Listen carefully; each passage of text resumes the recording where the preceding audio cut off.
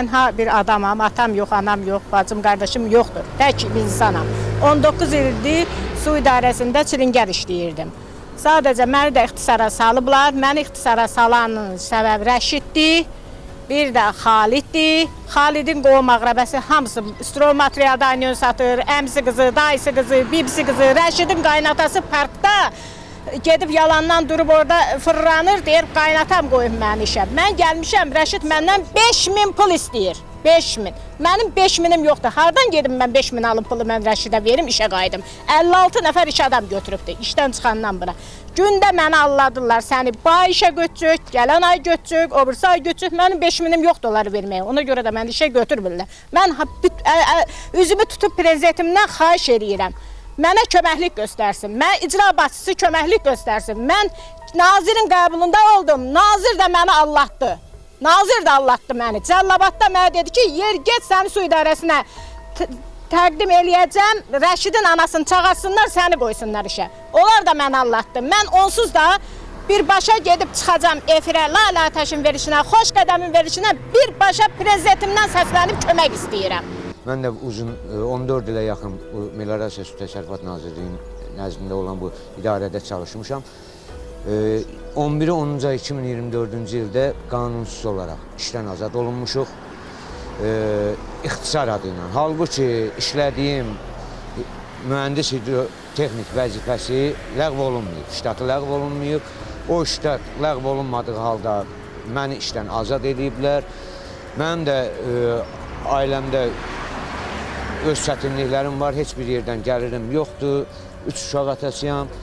Yəni, bugünkü gündə bizi işdən çıxardandan sonra 56 nəfərə yaxın, 56 nəfər qanuni olaraq pul qarşılığında işə götürüblər. İşdən, ya belə deyək, yəni ixtisar idisə, ixtisar gedirdi, lap yaxşı, dövlətimizin qanunu ilə razılaşırıq. Yaxşı, bu ixtisar islahat düzgün gedəydi. Düzgün islahat aparmayıb. Mən ali təhsilli ola idarə etmək üzrə tutarmışam. Təhsilsiz bir adamı gətiriblər, qoyublar mənim işlədiyim ştat üzrə işə, mən qalmışam işsiz. Mən dövlət başçısından xahiş edirəm. Bu barədə bir ciddi tədbir görülsün, bizim işə qayıtmağımıza bizə köməklik olunsun. Cənab Prezidentə müraciət etmək istəyirəm ki, 1982-ci ildən Suvarma Sistemlər İdarəsində işləmişəm. Bütün cavanlığımızı bu idarədə keçirmişik. Heç bir Rasiya, heç bir dövlətə getməmişik. Hətta Ulu Öndərin, ölkənin pis vaxtında bir Şirvana da işləmişik. Zülüm çəkmişik. Cavanlığımızı, həyətimizi bu idarədə qoymuşuq. Lakin bugün islahat altında bizi işdən çıxardıblar. Zavir Mikaylovun səyi nəticəsində, Su Ehtiyatlı Agentliyinin səyi nəticəsində bizi işdən çıxardıblar. Yerimizə pul məbləğində əlavə adamlar götürürlər. Mən Cənab Prezidentdən xahiş edirəm, bizə köməklik eləsin. İşimizə bərpa olunmağımıza, rüşvətxor bu məmurların burada, bu idarədə 3 milyon dövlət əmlakı mənə müsəllim. Cənab Prezident 3 milyon, onun 450 milyonun Tahir Xəlilov mənim keçmiş müdir və bugün Su Agentliyində mavin işləyir. Xahiş edirəm, bizə köməklik edin. Bu işi araşdırın və bizi işlə bərpa edin. Sizdən artıq dərəcə xahiş edirik. Ben de yoldaşlarım dediği için 1935 ildir daha doğrusu Mollakent Mexaniki indi Kürdəmir rayon suvarma idarəsində hidrotexnik vəzifəsində çalışmışlar. Yoldaşların dediği kimi mən də heç bir səbəb göstərilmədən bizi işdən uzaqlaşdırıblar. Mənim hal-hazırda 62 yaşım var. Mənim də pensiya yaşıma 3 ilim var.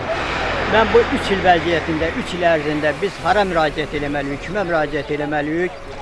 Mən indiki bizim bir dəqiqə hal-hazırda stolda oturan vəzifəli şəxslərimizə Mirzə Ələkbər Sabirin bir şeiri ilə, bircə kuplet şeirini demək istəyirəm. Millət necə tarac olur olsun, nə işim var? Düşmənlərə möhtac olur olsun, nə işim var? Tək mən tox olum özgələr ilə nədir karım? Dünya və cahan ac olur olsun, nə işim var? Bizim hal-hazırda bugün Prezidentdə oturan şəxslərimiz Mirzə Ələkbər Sabirin dediyi kimi, tarac yerində buyurulduğu kimi ancaq özlərinin öz baralarını fikirləşir. Bizi kimi kasıb-küsubun baralarını fikirləşən yoxdur.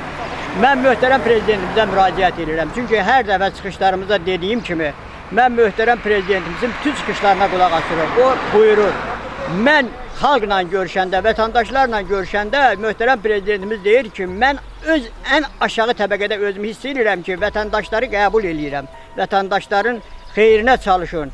Nazirlərimizə də neçə dəfələrlə, icra hakimlərimizə də buyurub ki, vətəndaşları qəbul eləyin, vətəndaşların problemlərini həll eləyin. Ən aşağısı hər bir vətəndaş öylə minimum əmək haqqı aparmalıdır.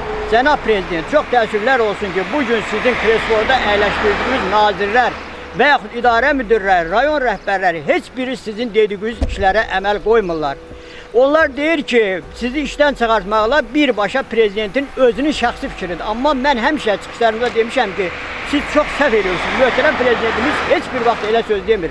Nabarot prezidentimiz bütün icra hakimlərə, nazirlərinə, güc üstünlüyünə tapşırır ki, fəhlənin qaydına qalın, fəhlənin gününə ağıl olun, yoldaş vəziyyət çətindir. Vətəndaşları qəbul eləyin. Amma çox təəssüflər olsun ki, istədiyimiz budur ki, prezidentimizdən biz çox xahiş edirik. Eləcə mənim kimi 159 nəfərin işçinin hamısının işinə təmin eləsin. Çox xahiş edirik. Bizim bugünkü gündə istədiyimiz ancaq odur. Hamının ailəsi uşağı var. 159 nəfərin hərəsini 5 uşaqdan götürəndə 1500 nəfər ailənin başını, uşağın başını kəsmək deməkdir. Belə bir şey olmaz. Biz kimə müraciət eləməliyik? Cənab Prezident, biz sizdən güman gözləyirik, sizdən ümid gözləyirik. Çox xahiş edirik, vətəndaşların səsinə səs verin.